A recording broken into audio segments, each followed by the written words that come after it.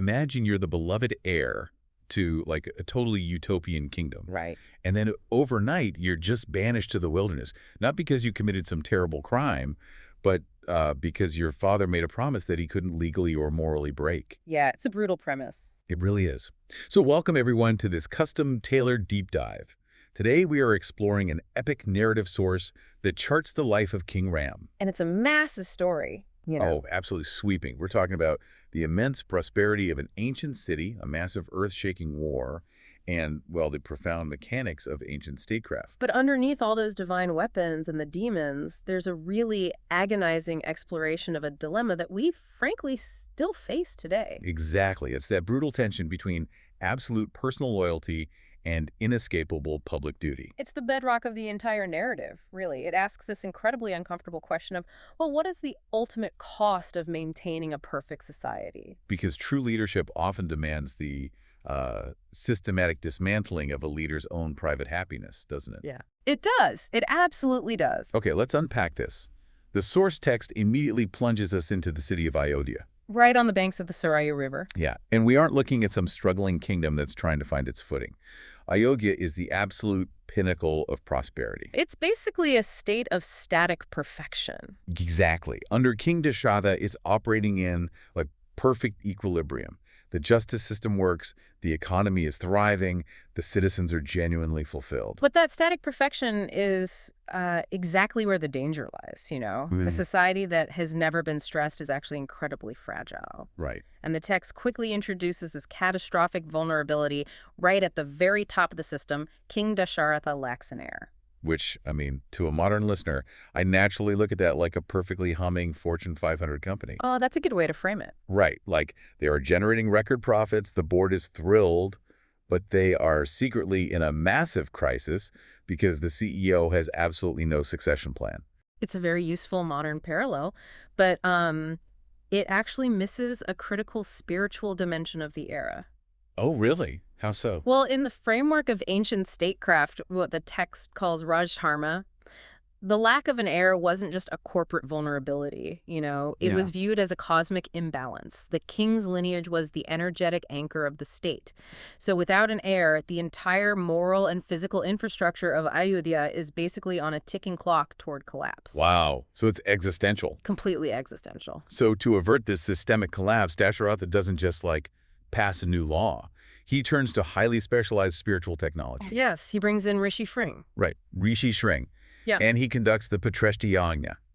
And from the way the source text describes it, this isn't just a simple prayer, is it? No, not at all. It's a massive, mathematically precise ritual. And it yields this divine offering, which is then shared among his three queens, right? Yeah. Kaushalya, Kaikeyi, and Sumitra. Exactly. And that directly leads to the birth of the four brothers, Ram, Bharat, Lakshman, and Shatrughan. And you see this immediate restoration of balance in the kingdom. Yeah, the text specifically highlights Ram, who is born to Kaushalya, not just for his, martial proficiency, but for this profound, innate composure. He's the anchor. Yes, and he shares this deeply symbiotic bond with Lakshman. So the royal house is finally secure, the crisis is seemingly averted. But of course, growth never actually happens in the comfort zone. Never. So just when Ayodhya is settling back into this perfect rhythm, this incredibly powerful sage named Vishwamitra arrives at the court. And he brings a major disruption. Totally. He tells Dasharatha that his forest rituals are being disrupted by demonic forces, and he basically demands that the young, weapon-proficient Ram be sent to protect his yagna. And Dasharatha is understandably terrified. I mean, yeah, Ram's is just a boy at this point. Why send him against literal monsters? Well, what's fascinating here is that Vishwamitra functions as the necessary catalyst for disruption. Okay, tell me more about that. Ayodhya is an incubator, right? But Vishwamitra understands that sheltered privilege has to be traded for real-world responsibility if Ram is ever going to be a true leader. Ah, I see. He's forcibly extracting Ram from the theoretical world of the palace into the brutal, practical reality of the forest.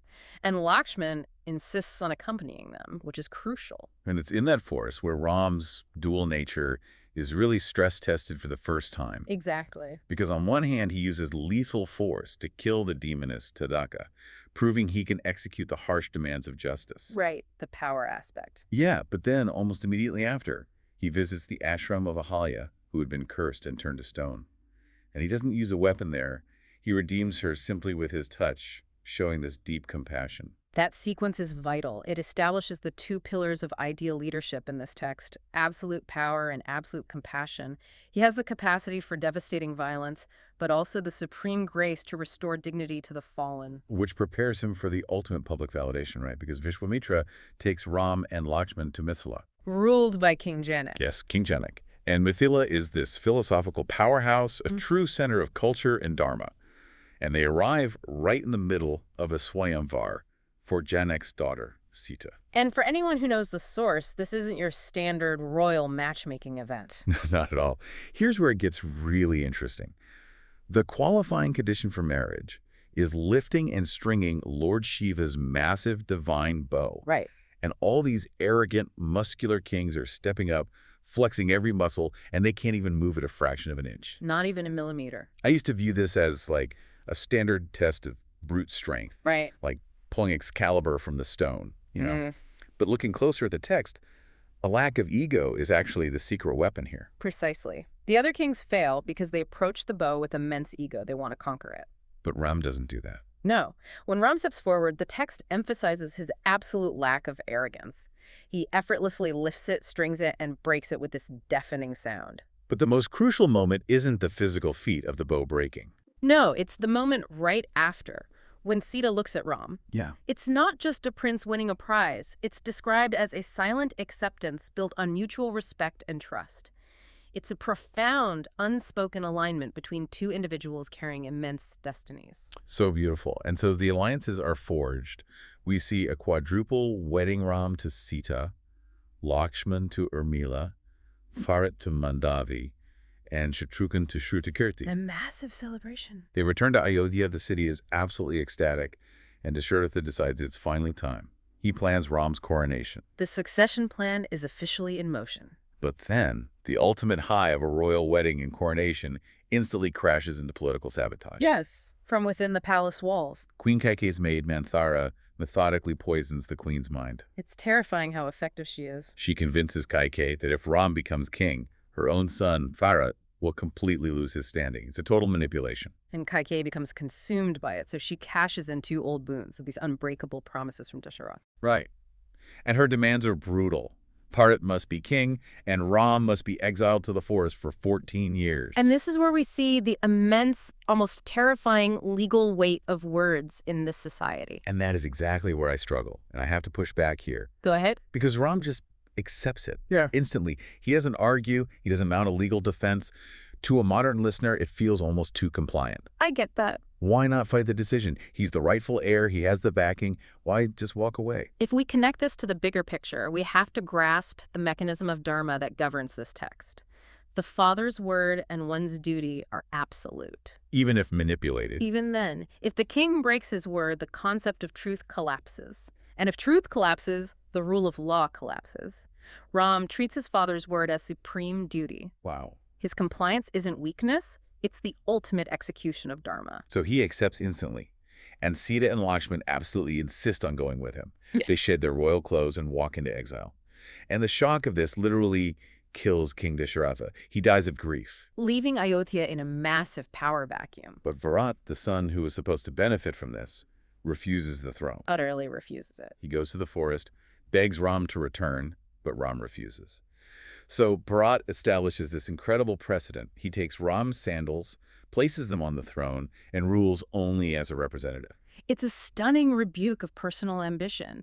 He establishes the rule of law and ideals over the physical presence of a monarch. So Ayodhya is on pause. Yeah. Meanwhile, the exiled royals settle in Panchavati, near the Godavari River. But this political exile is about to turn into a cosmic physical war. All because of the domino effect of rejection and revenge. Yeah. A demoness named Shurpanakha tried to seduce Ram and Lakshman. They reject her, so she attacks Sita, and Lakshman punishes her physically. Which is the ignition point. She goes to her brother Ravana, the immensely powerful king of Lanka, and she incites him.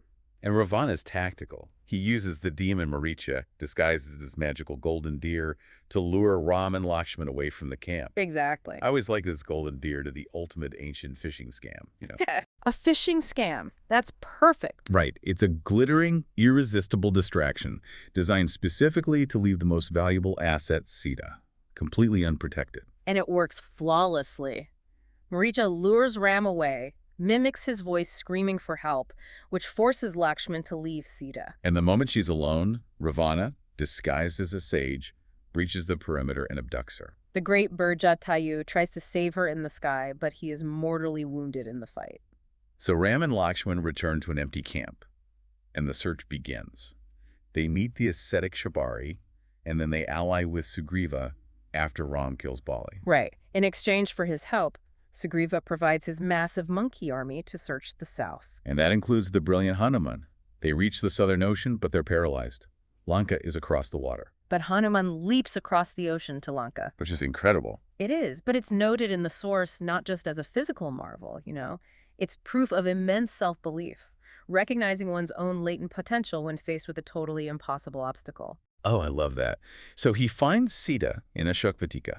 He burns a huge portion of Lanka as a warning to Ravana, and then he returns. And the discovery of Sita naturally forces the ultimate physical and ideological clash, the Great War. Yeah, the engineers Nala and Neela build an actual bridge of stones and trees across the ocean.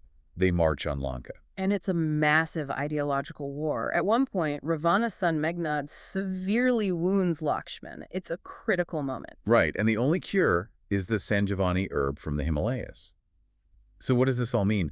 Hanuman is sent to get it, but he can't identify the herb, so he literally brings the entire mountain back. Yes. It's just this incredible image of over-delivering when the stakes are life and death. Absolutely. The herb revives Lakshman, Kumbhakarna and Meghnad are eventually killed, and Ram finds Ravana's weak point and defeats him with a divine arrow. The war is won.